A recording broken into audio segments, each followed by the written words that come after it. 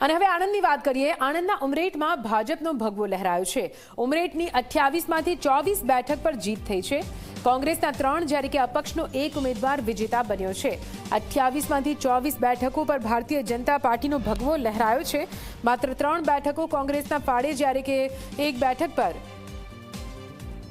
અપક્ષ વિજય બન્યો છે। આપ અહીં ખાતું નથી ખોલાવી શક્યું। ઉમરેઠ નગરપાલિકા કોંગ્રેસના 3 અને ભાજપનો ભગવો।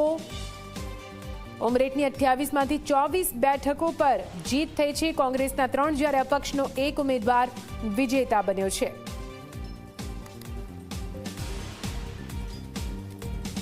તો આ જુઓ ચિત્ર હવે ધીમે ધીમે સ્પષ્ટ થઈ રહ્યો છે। તે મહાનગરપાલિકા હોય કે પછી નગરપાલિકા, આખરે ક્યાં ભગવો લહેરાયો છે અને ક્યાં કોંગ્રેસનો હાથ સત્તામાં છે।